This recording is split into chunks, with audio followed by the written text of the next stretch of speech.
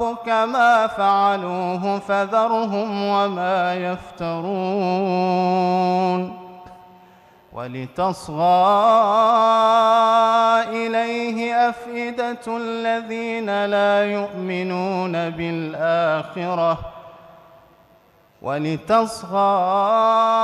إليه أفئدة الذين لا يؤمنون بالآخرة وليرضوه وليقترفوا ما هم مقترفون أفغير الله أبتغي حكما وهو الذي أنزل إليكم الكتاب مفصلا والذين آتيناهم الكتاب يعلمون أنه منزل من ربك بالحق فلا تكونن من الممترين وتمت كلمة ربك صدقا وعدلا لا مبدل لكلماته وهو السميع العليم وإن تطع أكثر من في الأرض يضلوك عن سبيل الله إن يتبعون إلا الظن وإن هم إلا يخرصون إن ربك هو أعلم من يضل عن سبيله وهو أعلم بالمهتدين فكلوا مما ذكر اسم الله عليه إن كنتم بآياته مؤمنين وما لكم ألا تأكلوا مما ذكر اسم الله عليه وقد فصل لكم ما حرم عليكم إلا ما اضطررتم إليه وإن كثيرا ليضلون بأهوائهم بغير علم إن ربك هو أعلم بالمعتدين وذروا ظاهر الإثم وباطنه إن الذين يكسبون الإثم سيجزون بما كانوا يقترفون ولا تأكلوا مما لم يذكر اسم الله عليه وإنه لفسق وإن الشياطين ليوحون إلى أوليائهم ليجادلوكم وإن أطعتموهم إنكم لمشركون أومن كان ميتا فأحييناه وجعلنا له نورا يمشي به في الناس كمن مثله في الظلمات ليس بخارج منها كذلك زين للكافرين ما كانوا يعملون وكذلك جعلنا في كل قرية أكابر مجرميها ليمكروا فيها وما يمكرون إلا بأنفسهم وما يشعرون وإذا جاءتهم آية قالوا لن نؤمن حتى نؤتى مثل ما أوتي رسل الله الله أعلم حيث يجعل رسالته سيصيب الذين أجرموا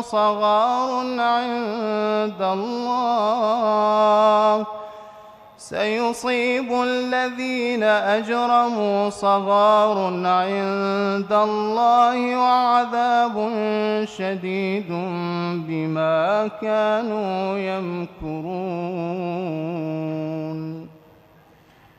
فمن يرد الله أن يهديه يشرح صدره للإسلام، ومن يرد أن يضله يجعل صدره ضيقا حرجا كأنما يصعد في السماء، كذلك يجعل الله الرجس على الذين لا يؤمنون، وهذا صراط ربك مستقيما، قد فصلنا الآيات لقوم يذكرون. لهم دار السلام عند ربهم وهو وليهم بما كانوا يعملون. ويوم يحشرهم جميعا يا معشر الجن قد استكثرتم من الإنس، وقال أولياؤهم من الإنس ربنا استمتع بعضنا ببعض وبلغنا أجلنا الذي أجلت لنا، قال النار مثواكم خالدين فيها إلا ما شاء الله، إن ربك حكيم عليم. وكذلك نولي بعض الظالمين بعضا بما كانوا يكسبون. يا معشر الجن والإنس ألم يأتكم رسل منكم يقصون عليكم آياتي وينذرونكم لقاء يومكم هذا؟ قالوا شهدنا على أنفسنا وغرتهم الحياة الدنيا وشهدوا على أنفسهم أنهم كانوا كافرين. ذلك أن لم يكن ربك مهلك القرى بظلم وأهلها غافلون. ولكل درجات مما عملوا وما ربك بغافل عما يعملون. وربك الغني ذو الرحمة إن يشأ يذهبكم ويستخلف من بعدكم ما يشاء كما أنشأكم من ذرية قوم آخرين. إنما توعدون لآت وما أنتم بمعجزين. قل يا قوم اعملوا على مكانتكم إني عامل فسوف تعلمون من تكون له عاقبة الدار إنه لا يفلح الظالمون. وجعلوا لله مما مما ذرأ من الحرث والأنعام نصيبا فقالوا هذا لله بزعمهم وهذا لشركائنا فما كان لشركائهم فلا يصل إلى الله وما كان لله فهو يصل إلى شركائهم ساء ما يحكمون وكذلك زين لكثير من المشركين قتل أولادهم شركاؤهم ليردوهم وليلبسوا عليهم دينهم ولو شاء الله ما فعلوه فذرهم وما يفترون وقالوا هذه أنعام وحرث حجر لا يطعمها إلا من نشاء بزعمهم وأنعام حرمت ظهورها وأنعام لا يذكرون اسم الله عليها افتراء عليه سيجزيهم بما كانوا يفترون وقالوا ما في بطون هذه الأنعام خالصة لذكورنا ومحرم على أزواجنا وإن يكن ميتة فهم فيه شركاء سيجزيهم وصفهم إنه حكيم عليم قد خسر الذين قتلوا أولادهم سفها بغير علم وحرموا ما رزقهم الله افتراء على الله أعوذ بالله من الشيطان الرجيم بسم الله الرحمن الرحيم Assalamu alaikum wa rahmatullahi wa barakatuh and good morning everyone to this 22nd day of holy month of Ramadan. So again we are moving very fast. As I remember, we began this program and thinking of starting in the first 10th of this holy month. So now we are in the last ashara of the month of Ramadan, and the third possible Laylatul Qadr will be the night that is coming tonight, inshallah. So hopefully you all had good days of fasting and doing the worship and ibadah on these nights. So like other nights, we also have our program segments for this. Sorry, like other mornings, we also have segments for this morning as well. Like with the lecture, and today the lecture is by a scholar from Australia, New South Wales, Sayyid Fadil As-Sayyid. Yeah, that's his name. And he is from Masjid Imam Reza, New South Wales, Wollongong. And inshallah, he will be with us for the talk.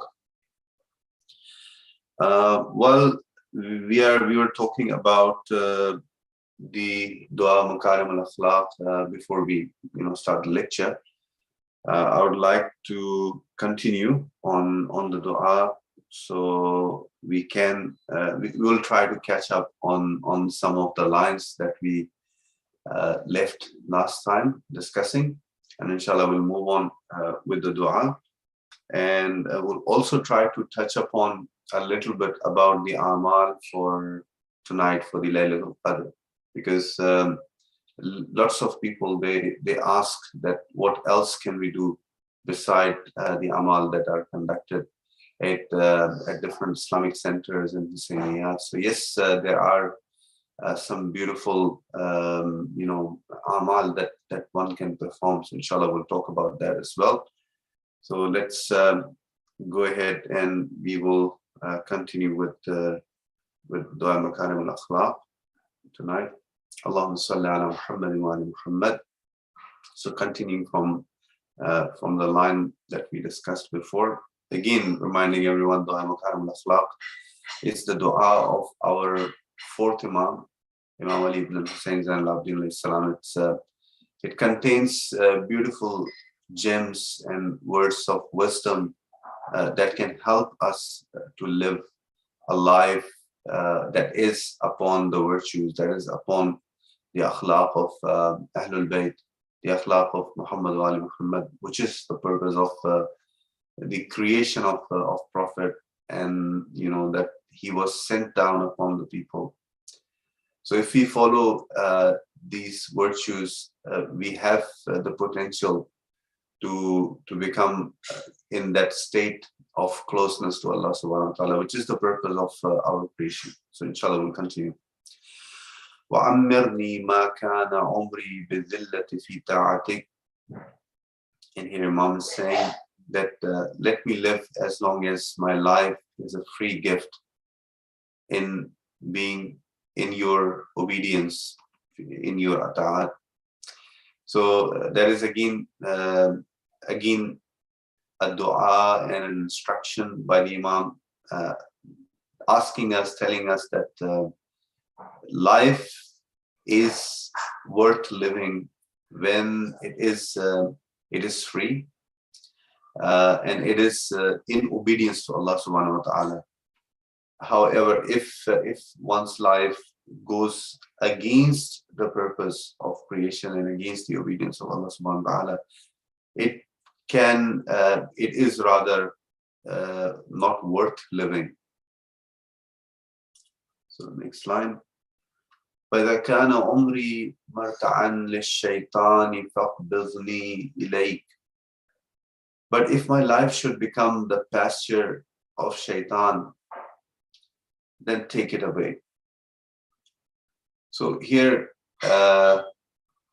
Imam is giving us a thought process of always going back to reflect upon our life and our acts. That is it not becoming in control of shaitan and control of our nafs al-ammara, which can deviate us from the purpose of our creation. And if it does, then he is asking Allah, it's better for me to go back to you rather than go worse in that state of becoming disobedient and away from you. So next line.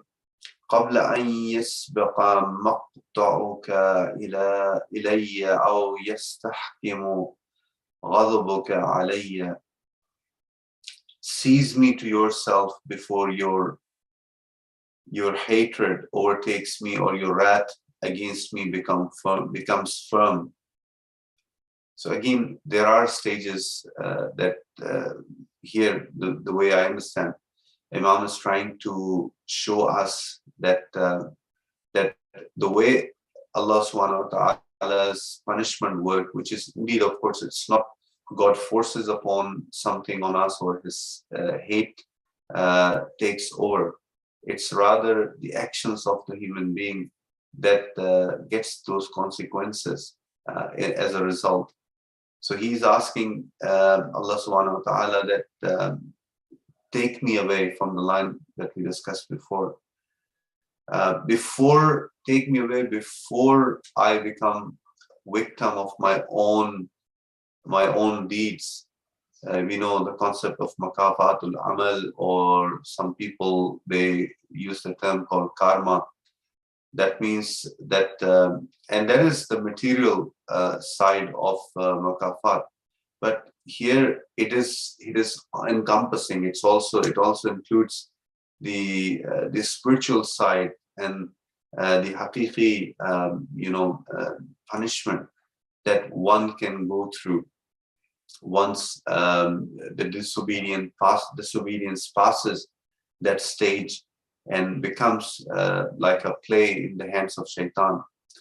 So asking Allah that before that time comes, that I am no more in your control, I'm no more in your obedience, then take me back. And I'm better off going back to you rather than being in this world and being disobedient to you. And the next line, Allahumma la tad'a haslatan du'abu minni illa aslahtaha. O Allah, deposit in me no quality for which I will be faulted unless you sets it right. He's asking Allah, he's teaching us to ask Allah, Allahumma la tad'a haslata du'abu minni.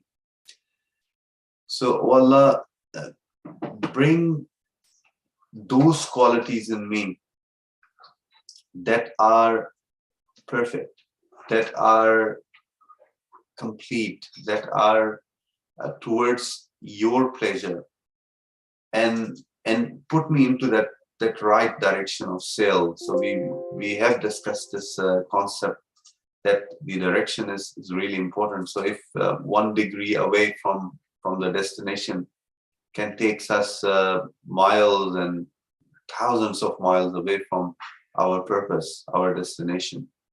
So set ourselves right is again that process of Allah subhanahu wa ta'ala that which brings us back to the track through different trials and different difficulties in life that one goes through.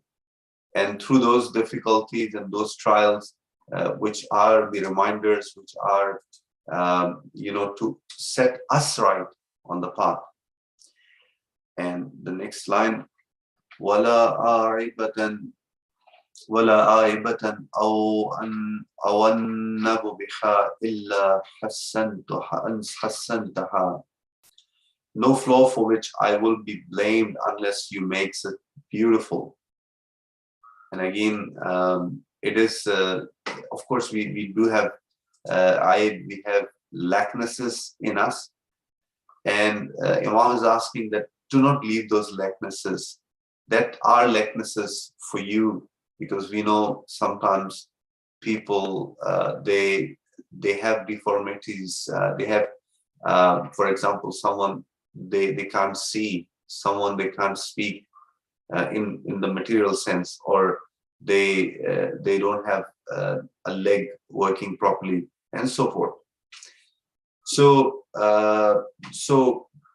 based on that, we do realize that there are certain deformities, there are certain lacknesses that are for Allah, that are not for the physical side, because physical side is only limited to us and the world.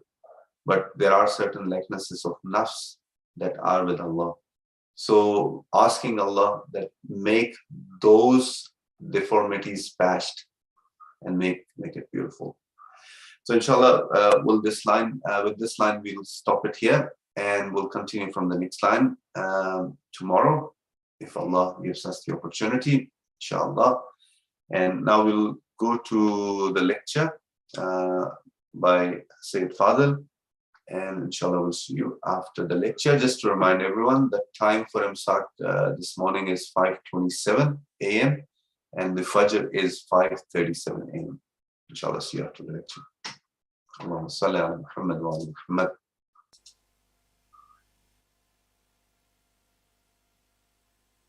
بسم الله الرحمن الرحيم الحمد لله رب العالمين والصلاة والسلام على أشرف الأنبياء وسيد المرسلين حبيب قلوبنا وطبيب نفوسنا صاحب السكينة المدفونة في المدينة المبعوثة رحمة للعالمين أبو القاسم محمد وعلى أهل بيت طيبين الطاهرين المعصومين المظلومين وبعد ولعنة دائما على أعدائهم أجمعين من الآن إلى يوم قيام الدين. Brothers and sisters, Assalamu alaikum wa rahmatullahi wa barakatuh. Many products or accessories that we bring into our home come with a very important piece of information. That is, of course, the instruction manual, showing the customer how to use the product, what to program, what to look for if something goes wrong, and if there's something beyond their capabilities of fixing it, who to refer to have it properly serviced. But in most cases, this product is usually, after it gets used for a certain period of time, or the customer gets used to it, that booklet gets thrown away into the closet or some cupboard, never to be seen again unless something dramatically goes wrong or they forget about a certain function. Another important piece of item that we use on a regular basis is, of course, the family car or your own personal car, and that comes with its own owner's manual as well, showing the function of the car, the programming of the car, how to service the car, what to look for if you get any warning lights. And there are certain things that we are able to fix ourselves or maintain, such as the tire pressure, maybe change the oil filter. But sometimes there is other major services that we need to refer back to the actual manufacturer or to specialized service centers. And usually the manufacturer of that car would prefer you to take the car to that type of dealership. For instance, if I had a Toyota, they would prefer you to take it to a Toyota dealership, or if I had a Mitsubishi, to a Mitsubishi dealership and service center. Why? Because they know the car inside and out. But like every other instruction manual or owner's manual, the car owner's manual gets thrown away in the glove box and only comes out when something dramatically goes wrong or we forget how to use something in the car. But someone who's concerned about the safety of themselves and the family will make sure that that car is always kept in a good working condition, especially when it comes to that, like we've mentioned. There are certain things that we are beyond our capabilities of understanding when it comes to that of the engine of the car. So we go back to someone that understands the functionality of that car, and hopefully they will service it. And it's up to us to take it to them on a regular basis, because like the car has many important pieces of equipment, but the most important part is, of course, the engine. The car could look beautiful from the outside, but if the engine is not working or not functioning properly, then any time we could have a breakdown. And we know these days when the car breaks down, it has a domino effect on the way of our everyday life. And there's things that we can't get done. We have to rely on other people to come and pick us up, other means of transport, and so forth. But just like the car has an owner's manual and has an important piece of equipment, and the main part of the equipment being the engine, as servants of the Almighty Allah subhanahu wa ta'ala, we also have been given an even better owner's manual that most of us unfortunately neglect. It gets put away and only comes out in certain periods of time during the year, like in the holy month of Ramadan, or if someone was to pass away.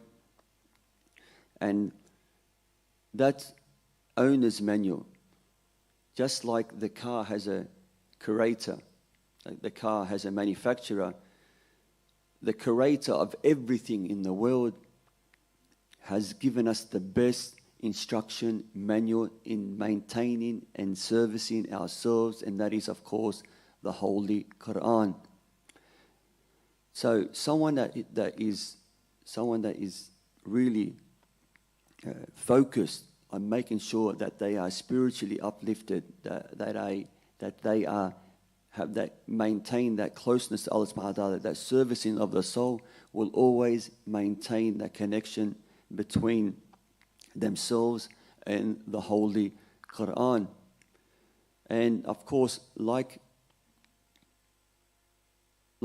we just kind of brushed on, or we mentioned, that we would like that person to take themselves or their soul to someone that understands the functionability of the soul better than anyone else, and that is, of course, the Ahlul Bayt, because we can always refer to the famous tradition, إني تارك فيكم الثقلين or thiqlain, كتاب الله وعترتي أهل البيت, that God has ordained us through the Holy Prophet that He's left two weighty things behind, and that is of the Holy Quran and the Ahlul Bayt. The Ahlul Bayt, they're the ones that know you inside out, just like the dealership of that particular car knows the car inside out. They know you inside out because they are the closest to Allah subhanahu wa ta'ala in understanding of everything, the functionality of how to strive and to be a servant of the Almighty Allah subhanahu wa ta'ala. So that's why we refer to them on the understanding of the Holy Quran. So someone that is really focused and really determined to make sure that they are functioning properly in terms of their worship towards Allah subhanahu wa ta'ala, and the way they are meant to be as servants of Allah subhanahu wa ta'ala in this world, in the way in terms of dealing with others and dealing what goes on with the worldly issues, then they should maintain a close relationship with the Holy Quran. It should not be thrown away and brought out if, in certain occasions. This is not a true servant of Allah subhanahu wa ta'ala.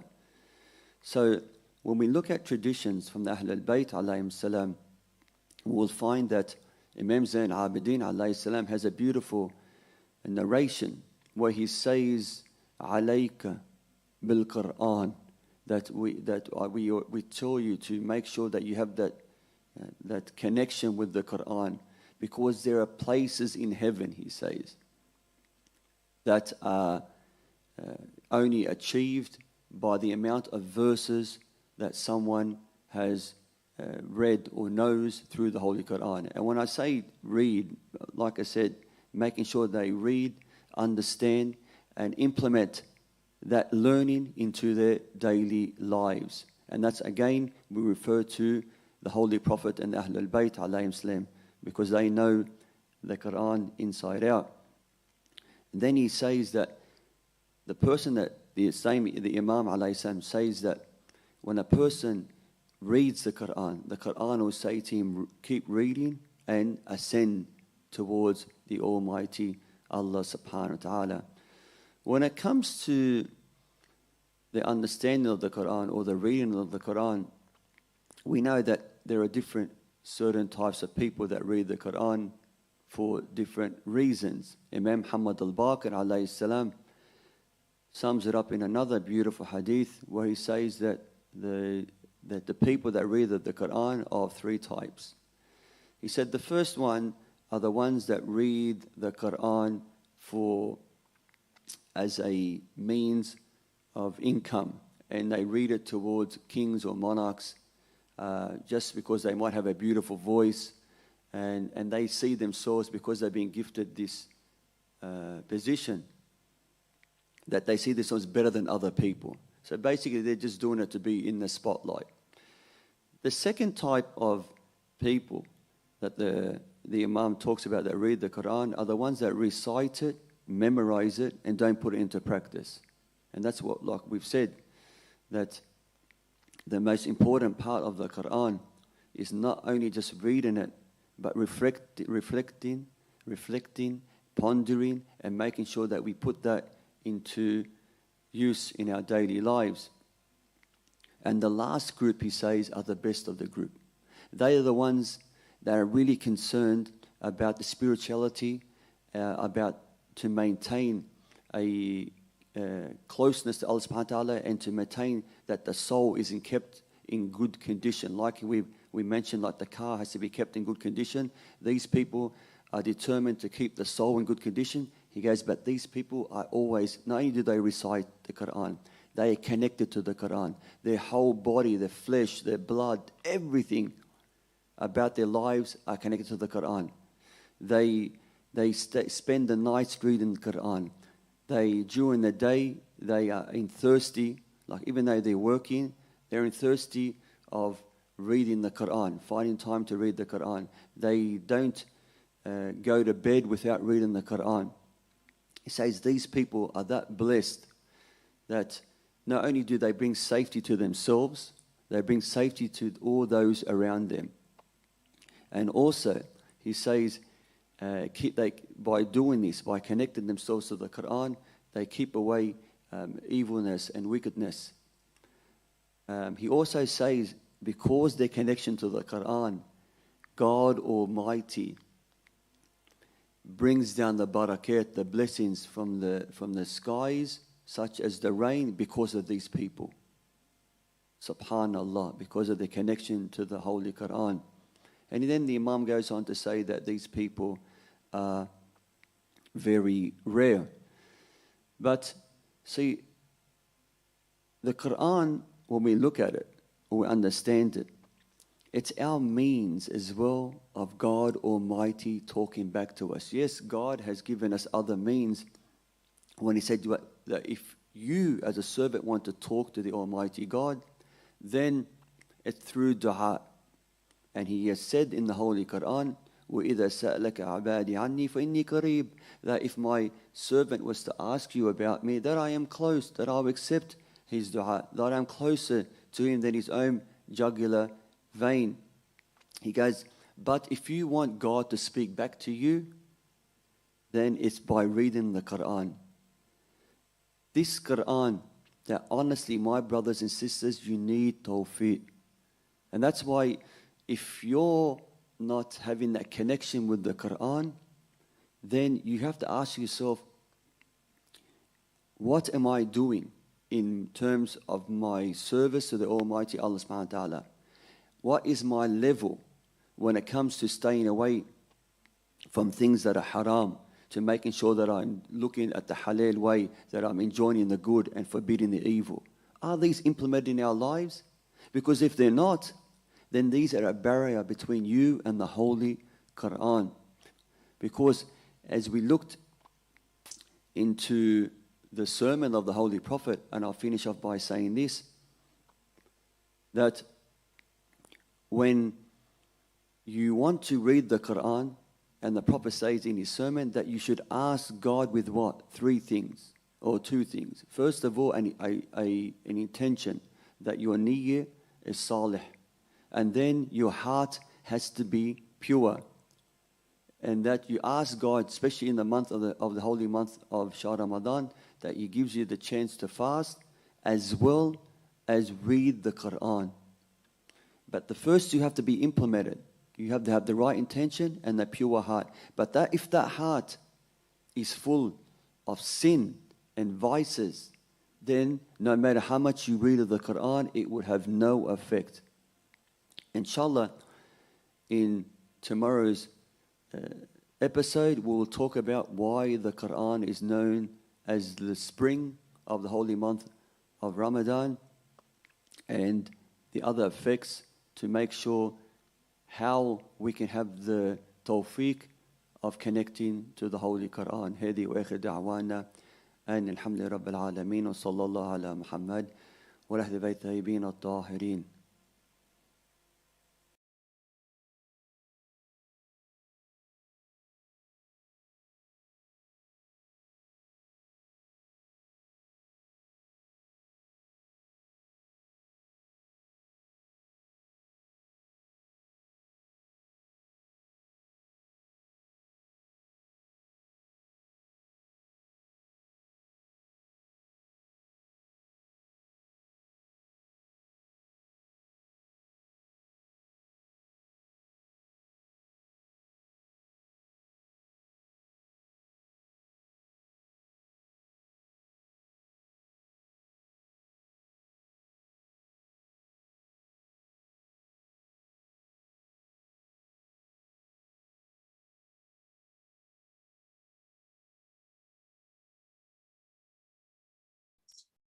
Allahumma salli ala Muhammad wa ali Muhammad wa ajil farajahum.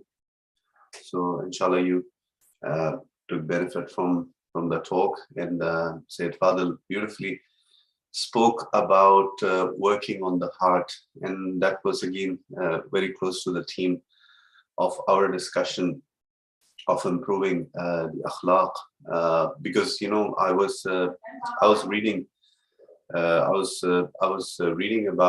researching about this concept of the way the Sharia works for all the believers, all the Muslimin, and not just Muslimin, other religions as well, where we have the concept of halal and haram, and the concept of the worships and the acts which are to be done.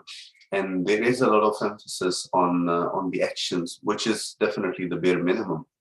But once someone perfects on the actions and all those in terms of halal and haram, then the next level comes of akhlaq, and that is perfecting the morals.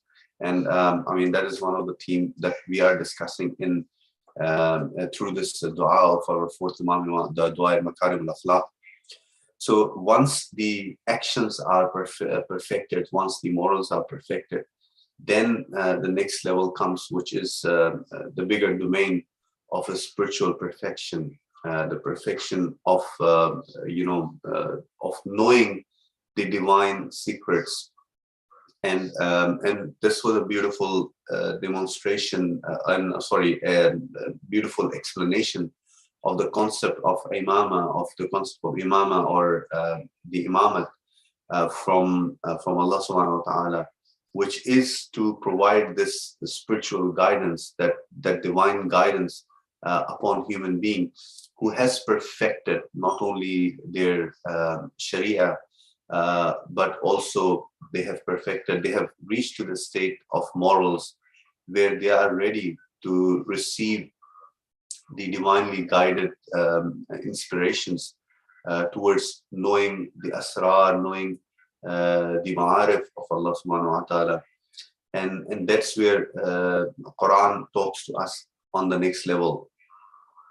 So let's talk about a few things about the Laylatul Qadr that we were discussing earlier in today. So I mean, I normally use this website called duas.org, which is a very useful website. So let me bring the dua up.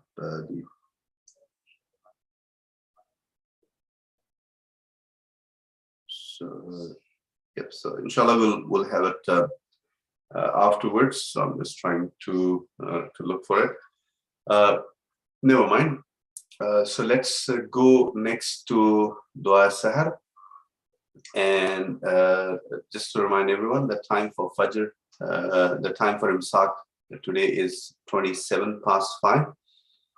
And we will start Dua Sahar now. Allahumma salli ala Muhammad wa ali Muhammad.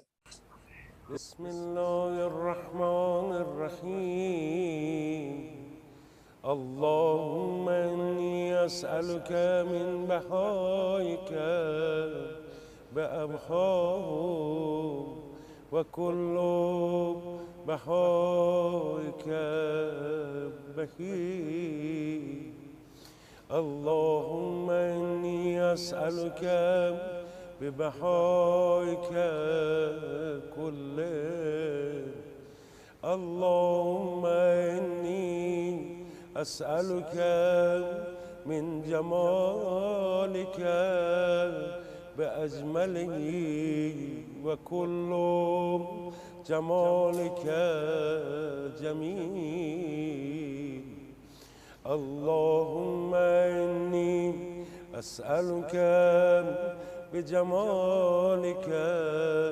كله اللهم إني أسألك من جلالك بعجله وكل جلالك جليل اللهم أسألك بجلالك كله.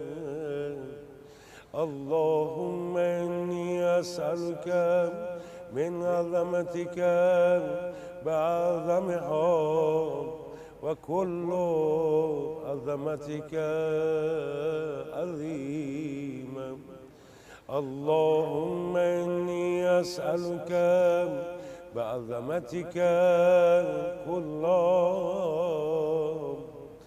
اللهم إني أسألك من نورك بأنواره، وكل نورك نير.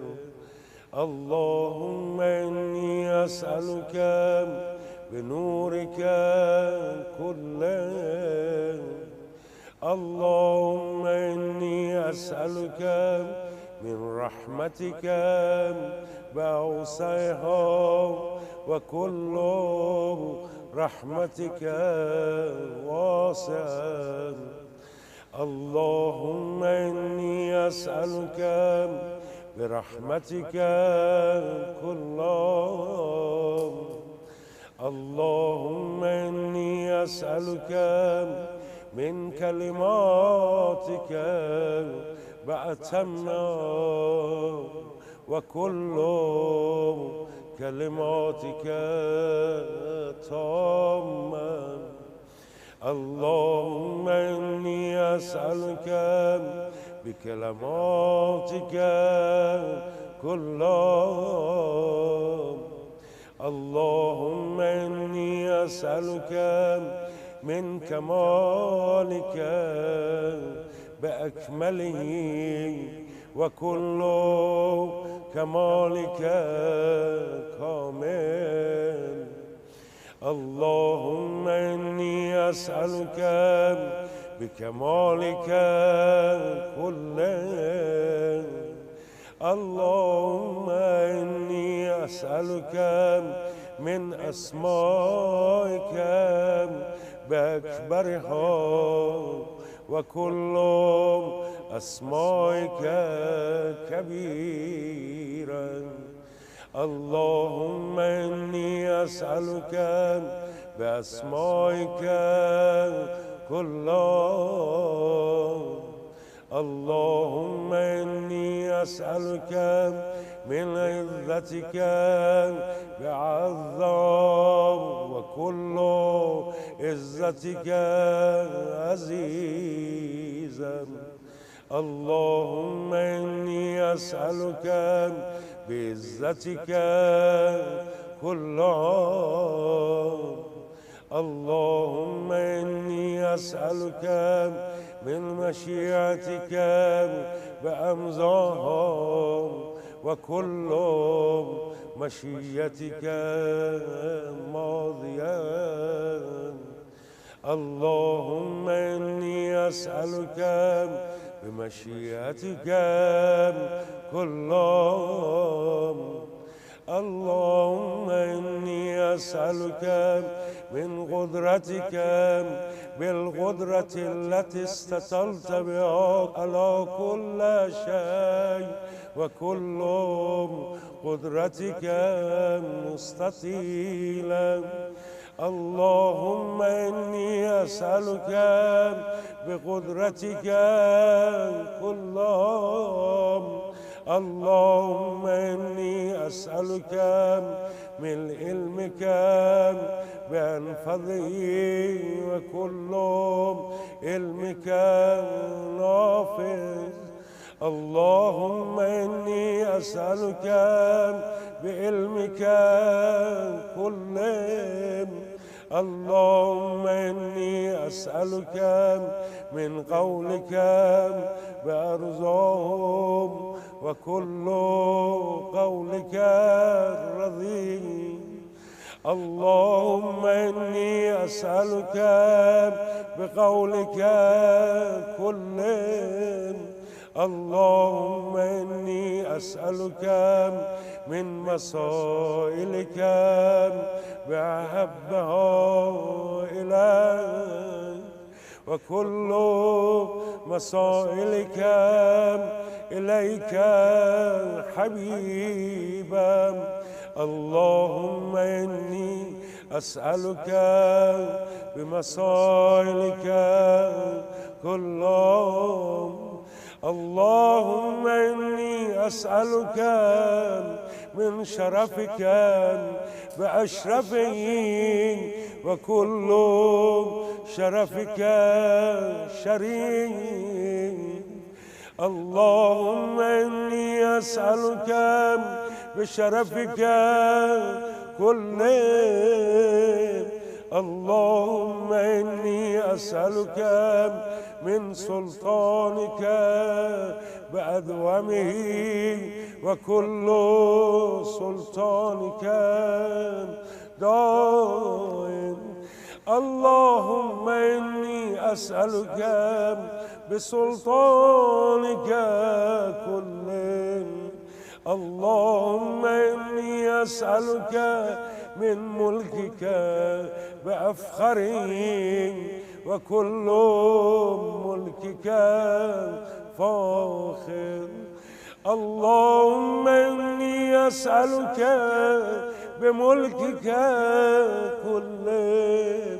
اللهم إني أسألك من علوك بأعلاهم، وكل علوك اللهم إني أسألك بعلوك كله. اللهم إني أسألك من منك بأقدمه، وكل منك قديم. اللهم إني أسألك بمنك كله. اللهم إني أسألك من آياتك بأكرمهم، وكل آياتك كريما. اللهم إني أسألك بآياتك كلهم. اللهم إني أسألك بما أنت فيه من الشان والجبروت، وأسألك بكل شان وحده وجبروت وحده. اللهم إني أسألك بما تجيبني به أسألك، فأجبني يا الله.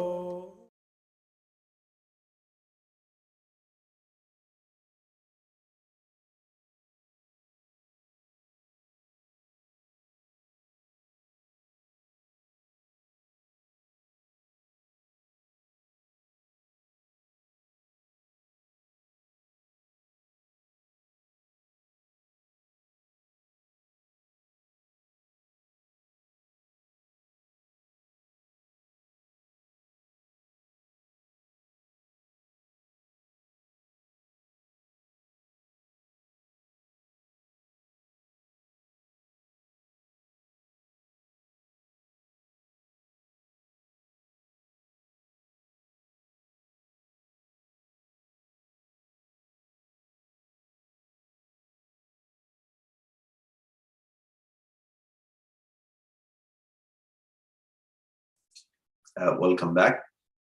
So inshallah you have enjoyed the dua Sahar, dua Baha, and we are moving close towards the time for Imsak. And let me quickly share the dua for the 22nd day, and then we can basically discuss about Laylatul Qadr until the time of Fajr. So just to remind everyone, tonight is the third possible night of Laylatul Qadr, the night of 23rd of Holy Month, and it is one of the biggest nights that in Quran, Allah subhanahu wa ta'ala has mentioned, تنزل الملائكة والروح فيها بإذن ربهم من كل أمر سلام هي حتى مطلع الفجر. So inshallah we'll discuss about it. So let's together recite the dua on the 22nd day of the holy month of Ramadan.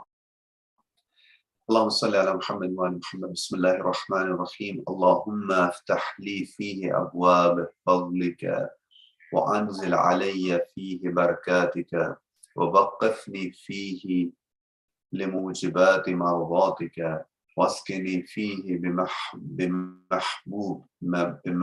بمحبوحات جناتك يا مجيب دعوة المضطرين. And the translation, O Allah, on this day open me the doors of your grace, send down me its blessings, and help me towards the cause of your mercy, and give me a place in the comfort of paradise, O the one who answers the calls of distress. So, Mujib al-Da'wat al-Mustareen, those who are mustar, those who are distressed, and we can relate of distress that a lot of people these days go through. I mean, in terms of anxiety, depression, which is state of mind, sometimes they say, or state of soul, sometimes they say. And then Imam is teaching us to ask Allah, Allahumma aftah li fihi abwabik. That means, oh Allah, open those doors for me of your fadl, of your, it is a beautiful word. Again, the English language is incapable of containing the explanation, but let's say grace is the closest word.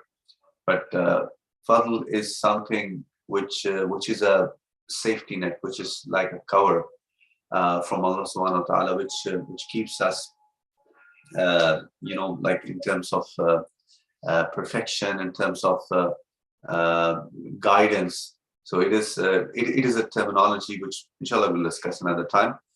وَأَنزِلْ عَلَيَّ فِيهِ بَرَكَاتِكَ. And then talking about bringing the barakat, the synergy, which is basically the less becomes more. And that happens in everything that comes from Allah subhanahu wa ta'ala, whether it's time, whether it's money, whether it's health. So we need barakat from Allah subhanahu wa ta'ala. So we are not sufficient, we are not good enough with our means, but we need the fadl and barakat from Allah subhanahu wa ta'ala. وَوَقِّفْنِي فِيهِ لِمُوجِبَاتِ مَرْضَاتِكَ. And help me in the affairs of life, and bring through your mercy. واسكني فيه بحبوحات جناتك يا مجيب دعوة المضطرين. And give me the place in your comforts of paradise. Jannatik. So there are again heavens, and again we know one of the heaven is the state which one remains in. And if there is that tranquility, that peace, that state of settlement within our hearts, that is one of the way one remains in that state of peace and blessing and the comfort from Allah subhanahu wa ta'ala. So we hope, we ask Allah subhanahu wa ta'ala to give us tawfiq to remain in that state. So inshallah, let's move to the amal for Laylatul Qadr, and we talk brief about it. And inshallah, if you join tonight in the amal, you will be able to get some of the amal that are done together as a group. So, but this is for those who are not able to reach to the centers and they are unwell, sick for some reason. May Allah give you the health, inshallah. So basically, these are some common amal that we do. So of course, there are amal which are mentioned on this website, and it's documented in the books like Mufatih al-Jinan and other books of dua where you can refer to.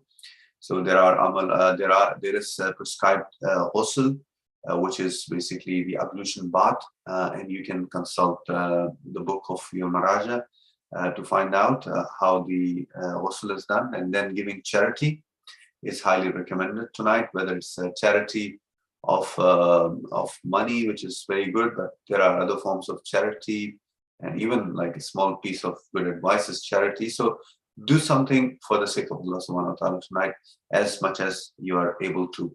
And then seek forgiveness. There is a salah for forgiveness, and a prerequisite of forgiveness is to forgive others.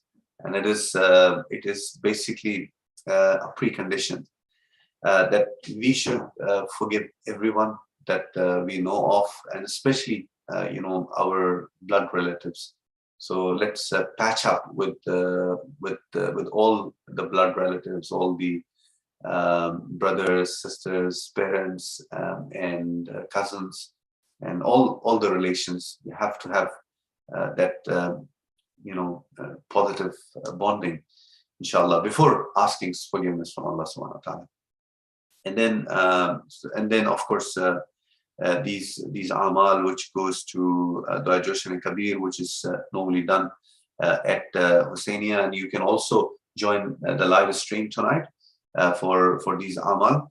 Now I wanted to also mention about the specific amal for the 23rd of the holy month.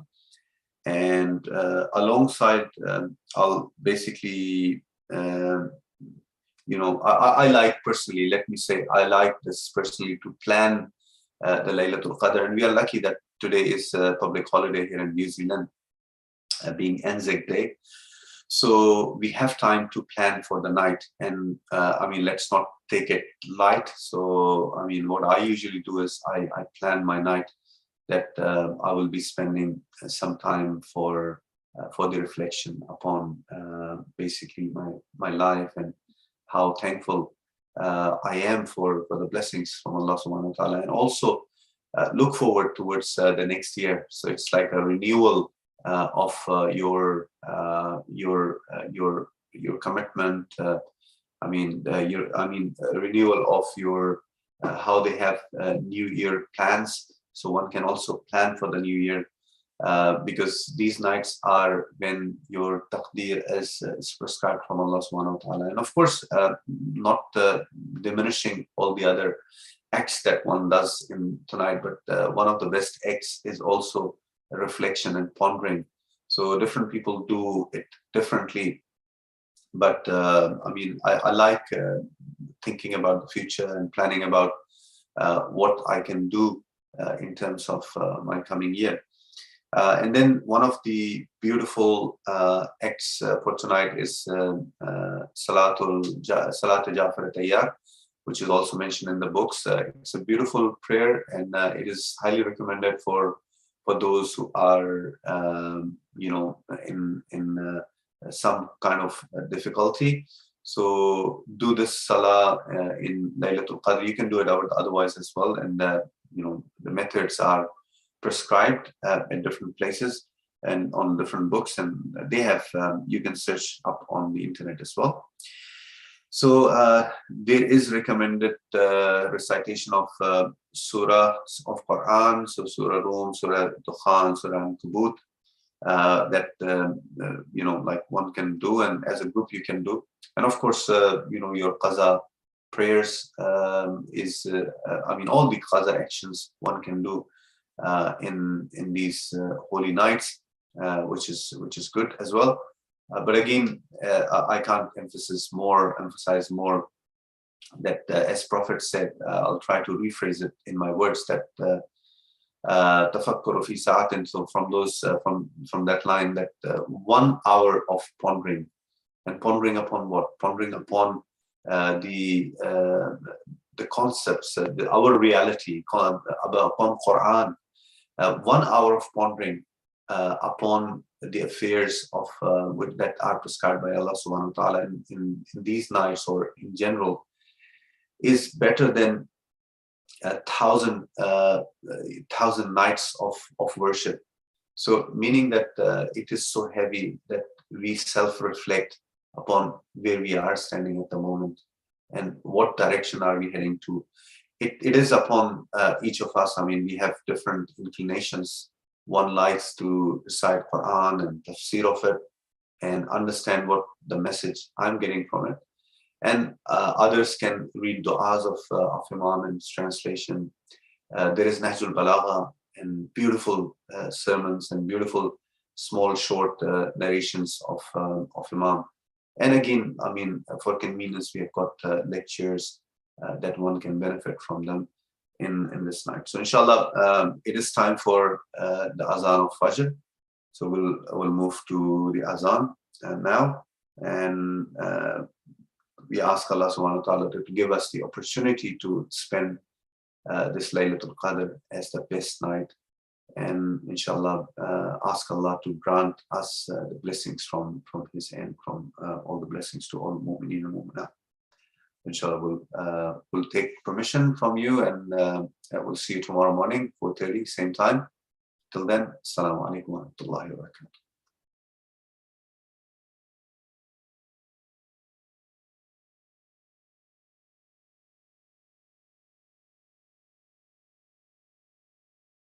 إن الله وملائكته يصلون على النبي يا أيها الذين آمنوا صلوا عليه وسلموا تسليما. الله أكبر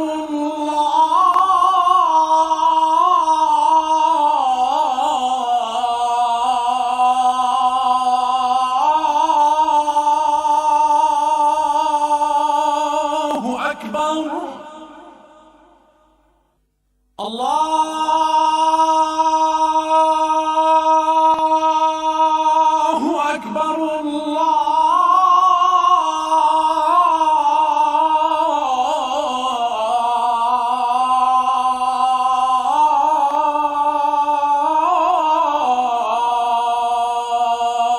أكبر أشهد أن لا إله إلا الله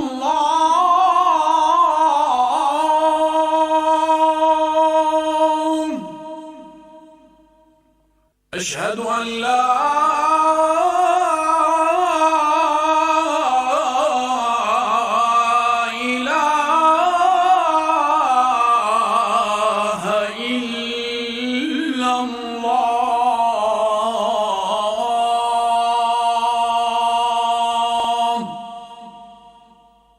أشهد أن محمدًا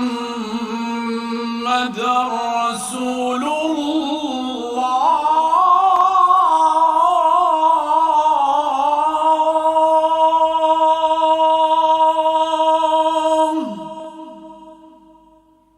أشهد أن محمدًا رسول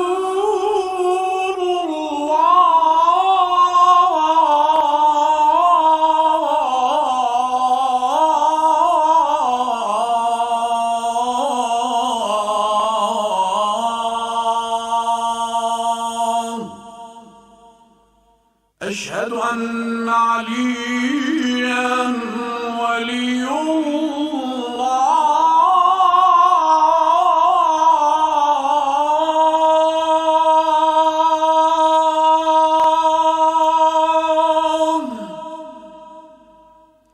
أشهد أن أمير المؤمنين عليا ولي الله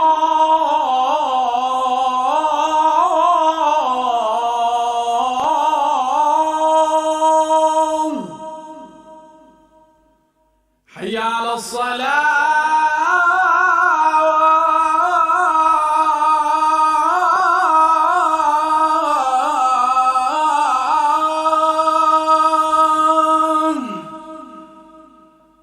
حي على الصلاة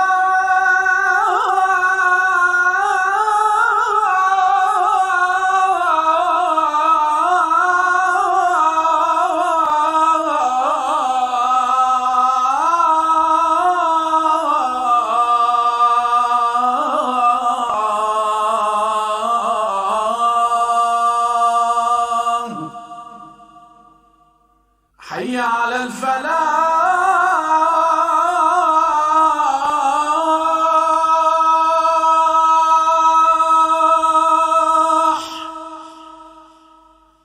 حي على الفلاح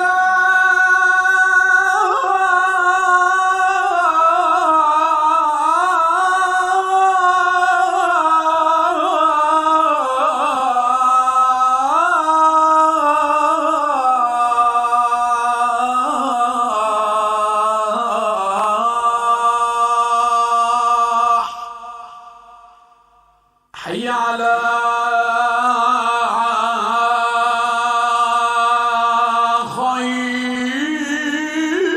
خير العمل حي على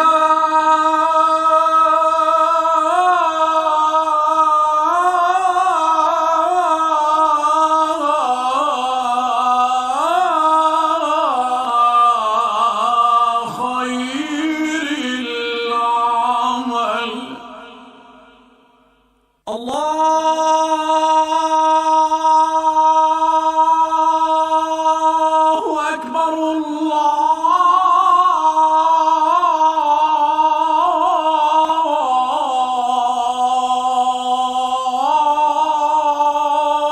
الله أكبر لا إله إلا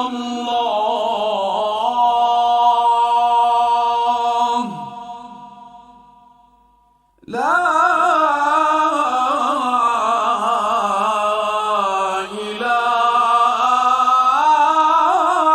إله إلا الله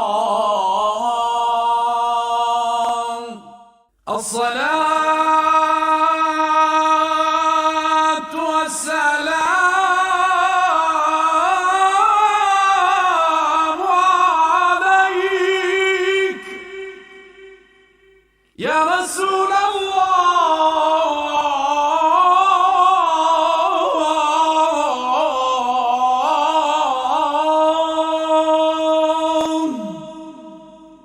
عليك وعلى آلك الطيبين الطاهرين والحمد لله